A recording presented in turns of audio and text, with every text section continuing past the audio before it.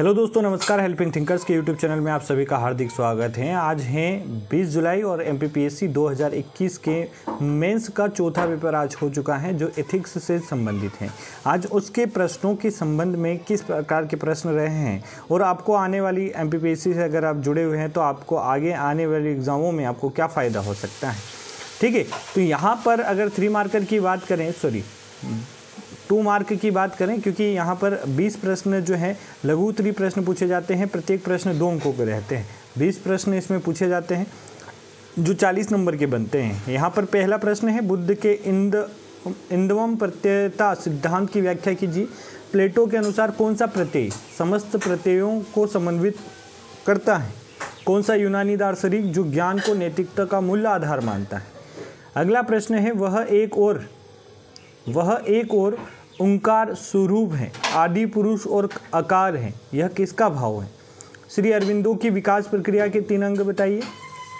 मनोवृत्ति की परिभाषा बताइए।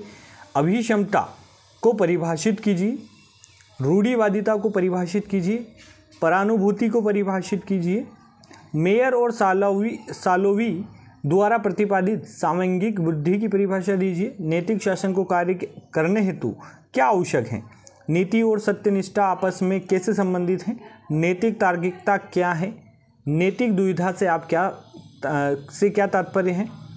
कंसाइंस यानी अंतःकरण शब्द की उत्पत्ति कहाँ से हुई है? भ्रष्टाचार का प्राचीन उल्लेख कहाँ मिलता है? भ्रष्टाचार की सर्वाधिक वृद्धि किस दशक की मानी जाती है? विसल ब्लोअर कौन होते हैं? भ्रष्टाचार का मुख्य कारण क्या होता है? क्या आर्थिक अपराध को भ्रष्टाचार के रूप में देखा जा सकता है? तो ये 2 मार्क के क्वेश्चन थे, जो 2 अंक के यहाँ पर तो 20 क्वेश्चन ये थे। और अगर 5 मार्कर की प्रश्नों की बात करें तो यहाँ पर टोटल 8 प्रश्न हैं जो 40 नंबर के हैं। पहला प्रश्न है 5 मार्कर में, स्वामी विवेकानंद के अनुसार समाजवाद का अभिप्राय क्या है? अरस्तु के अनुसार या अरस्तु के सुनहरे मध्य मार्ग की चर्चा कीजिए। सिविल सेवा में निष्पक्षता के महत्व के बारे में बताइए। सामग्रिक बुद्धि का अर्थ एवं सामंगिक बुद्धि से बुद्धिमान व्यक्ति की विशेषता लिखिए। प्रशासन में पारदर्शिता का क्या महत्व है, समझाइए। अखिल भारतीय सेवा नियम 1968 में शासन का क्या अर्थ है? भ्रष्टाचार को किस तरह वर्गीकृत किया जाता है?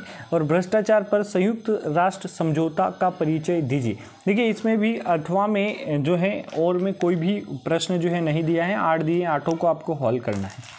अगले प्रश्न की बात करते हैं। 20 अंकों का प्रश्न है। 4 दीर्घ उत्तरीय प्रश्न है, 80 नंबर का है, जिसमें पहला प्रश्न है, शंकराचार्य के विवर्तवाद सिद्धांत विषयक मत की चर्चा कीजिए। व्यक्तिगत विभिन्नताओं के अर्थ में प्रभावित करने वाले कारकों का वर्णन कीजिए।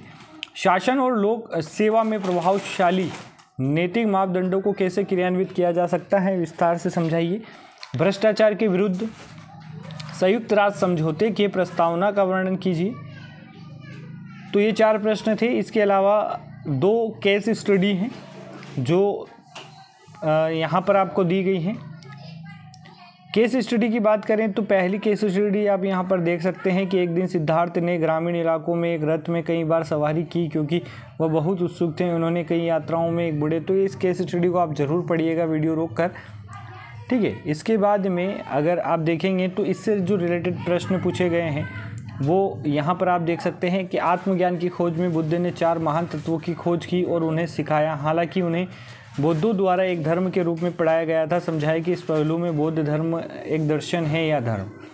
ठीक है, अगला प्रश्न है, वर्णन कीजिए कि आप शासन में बौद्ध सिद्धांतों का प्रयोग कैसे कर सकते हैं। बौद्ध धर्म कर्म के रूप में क्या परिभाषित करता है? और मुक्ति का मार्ग मन के अनुशासन के माध्यम से है, बुद्धि से इसे कैसे समझते हैं और आप इसका प्रयोग करते हैं। बौद्ध धर्म में मध्य मार्ग किसे कहा जाता है? ठीक है, तो ये प्रश्न थे। अगली एक केस स्टडी और है जहाँ पर आप इसको देख सकते हैं, पढ़ सकते हैं। मेरी और टॉम अपनी छुट्टी की पहली शाम को रात के खाने के लिए बाहर जाने के लिए अपने होटल से निकल गए। एक आदमी पीछे से टॉम के पास पहुँचा और इससे रिलेटेड ये था, और इससे रिलेटेड प्रश्न जो हैं वो देख सकते हैं। भावनाएँ जटिल चीज़ें हैं। मेरी इतनी गुस्सा और डरी हुई क्यों थी? भावनात्मक अनुभवों के शारीरिक और मानसिक घटक एक दूसरे के साथ अंतःक्रिया कैसे करते हैं? यदि आप टॉम और मेमी की स्थिति में होते तो आपके मन में क्या भावनाएं होती? अपने विचारों का उल्लेख कीजिए।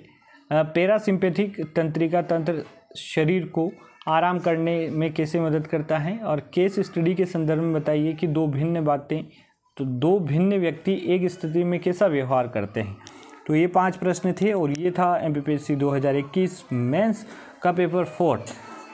और निश्चित रूप से कहीं ना कहीं 2020 और 2021 में कंपैरिजन किया जाए तो 2020 के मुताबिक 2021 में पेपर का स्तर बढ़ा है कहीं ना कहीं, और पिछले सालों या 2019 या 18 के पेपरों से कंपेयर किया जाए तो बहुत ही ज़्यादा जो है इनको टफ बनाया गया है।